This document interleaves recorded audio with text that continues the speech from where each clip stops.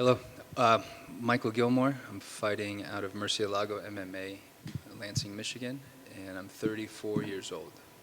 Appreciate you joining us. I guess obviously you're kind of limited in what you can say, and we'll see it all unfold on the show. But just talk to us about, I mean, the emotion, I guess, of being here right now when it didn't look like you were going to be.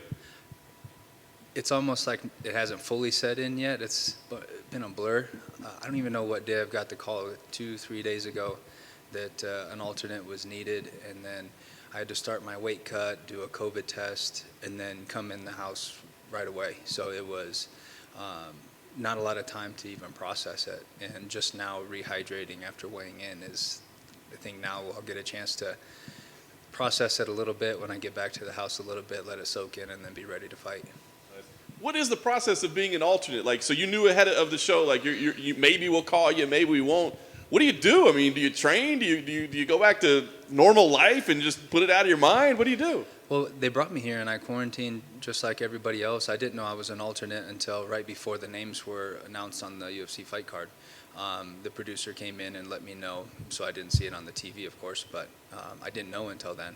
And they said it's the outside looking in, and usually they fly the alternates back to where they're from, and if they're needed, they'll give them a call.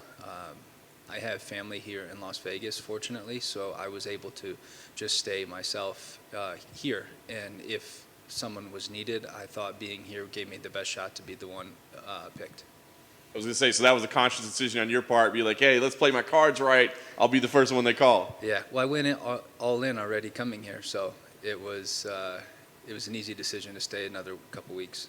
You say you went all in. You quit your job? Is that what I heard? Yep. Yeah, I had to quit my job. I wasn't afforded a leave of absence. It was a policy that they had that they weren't willing to budge on. So I had to quit. It was a salary job, insurance benefits, company car, all that. Had to turn it in right before I came out. That's incredible. Difficult decision to make? I mean, that is really literally going all in on chasing your dream, right? Yeah, it was. At first it was easy, and then when it was real, it was difficult.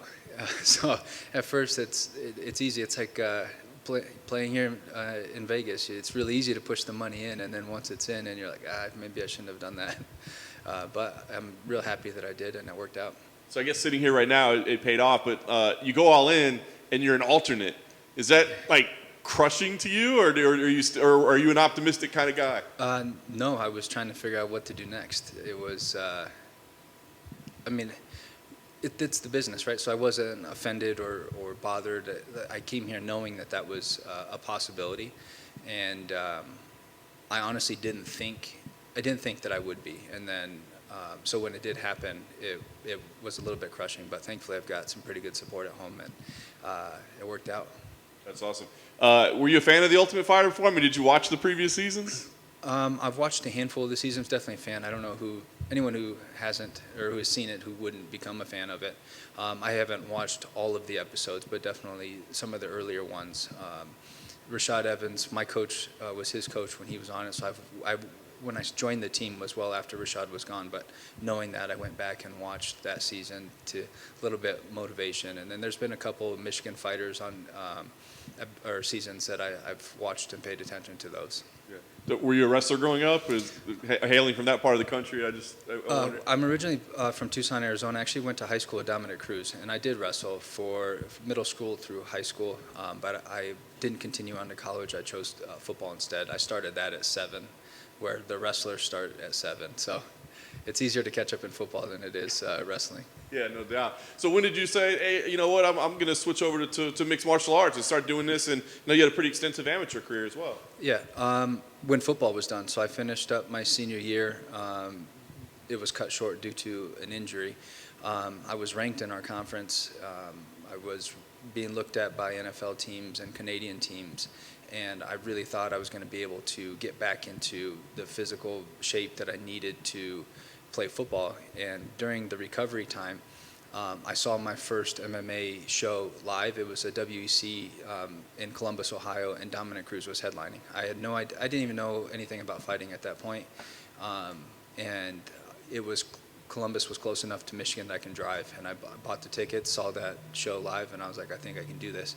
And just seeing a buddy of mine, and we didn't keep in touch or anything like that while in school, I think Facebook was brand new, so it wasn't really easy to keep in touch with people like it is today. So when I saw a promo of him on TV, I was like, that's crazy. Let's go check what this is about. That's amazing. So you get into it. When do you decide, hey, I'm going to chase after this as a professional career? I